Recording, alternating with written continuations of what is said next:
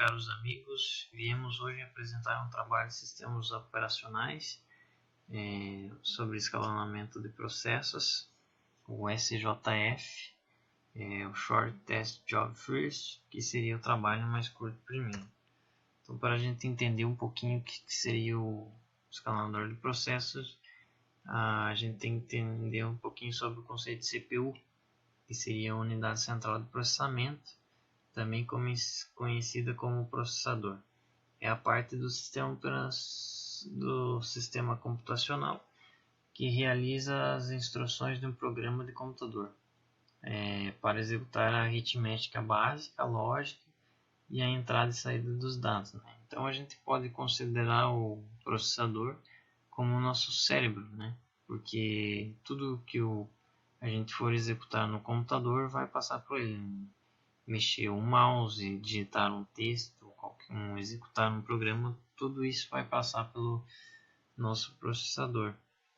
E o nosso processador tem um escalonamento de processo, né? O nosso escalonador que decide em qual processo vai ser executado primeiro. Então, o escalonador de processos é um subsistema do sistema operacional. Ele é responsável por decidir o momento que cada processo obterá o nosso processador. Ele é um algoritmo de escalamento de processos que estabelece a lógica de decisão, né? Então ele vai decidir qual processo vai ser executado primeiro para dar maior agilidade, e não deixando o sistema operacional lento.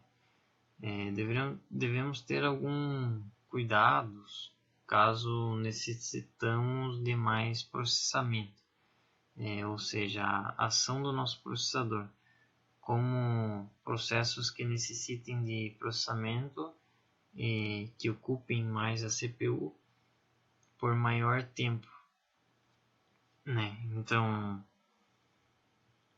o escalonador vai fazer uma leitura, né, de todos os processos que a gente vai mandar para ele, que a gente vai executar, e vai ver qual que vai ser ter uma maior necessidade, né, para o sistema, para não travar o computador e para ser o mais rápido possível.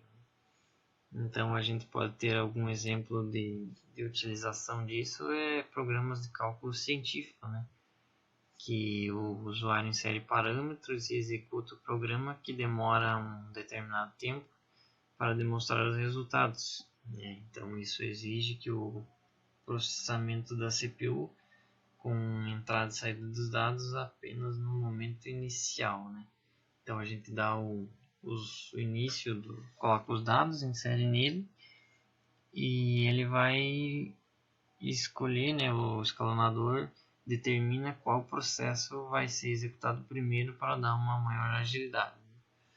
Tipo geralmente programas do governo, programas da NASA que requerem muitos cálculos, exigem um bom escalonamento de processos. Então, a gente tem algumas vantagens, né?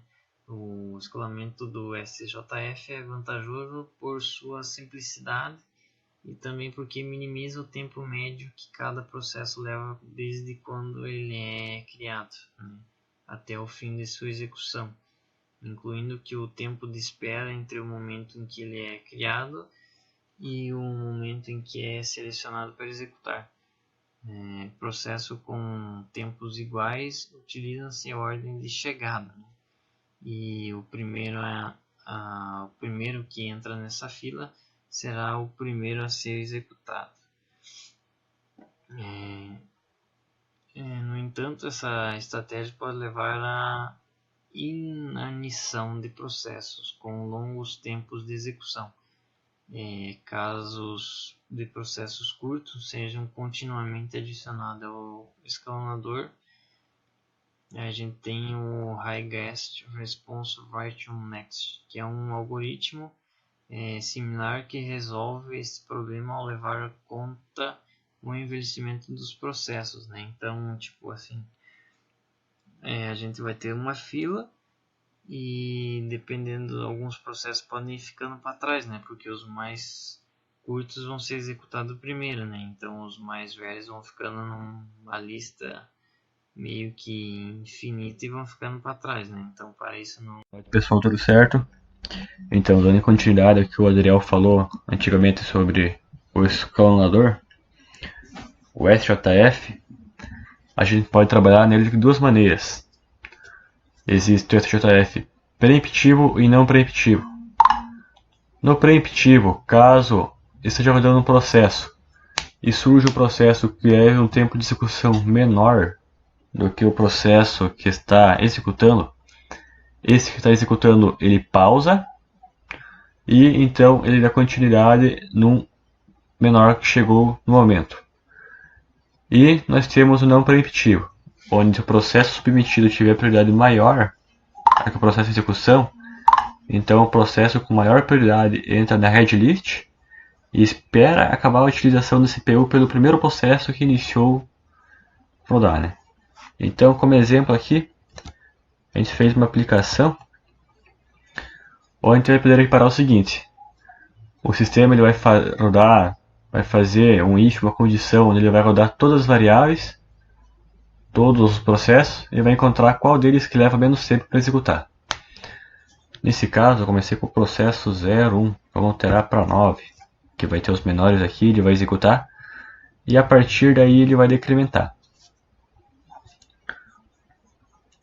Como nós pode ver, ele organizou pelo processo 0, que vai pegar aqui, ele pegou o array bagunçado, que no caso seria como nós passamos antes, né? O processo 0 aqui o 9, o processo 1 o 6, o processo 3 o 7, o processo 5 pegou aqui o 5, e aqui ele organizou. A partir desse organizado ele começou a decrementar. Tem uma pequena diferença que não foi exibida aqui, que é o seguinte: aqui ele começou a executar a partir do momento que ele pegou o processo organizado menor. O que acontece? Na prática, ele não deveria pegar assim. Ele deveria começar pelo processo 0, que foi o primeiro processo que chegou no tempo 0, e quando ele acabasse de executar esse tempo 0, aí então ele colocaria em prática os processos que estão aqui nessa janelinha de organizado. Beleza? Mas qual que seria a lógica? A lógica é sempre pegar o menor processo. Menor tempo de processo, no caso, né? Como foi mostrado aqui, o sistema ele vai organizar naquela head list os processos com menor tempo. E quando ele acabar de executar o primeiro processo que chega no tempo 0, aí então ele vai executar esse do tempo organizado. Beleza, pessoal? Qualquer dúvida, você pode deixar um comentário aqui embaixo para nós no YouTube, que nós vamos dar um jeito de tentar responder vocês. Forte abraço.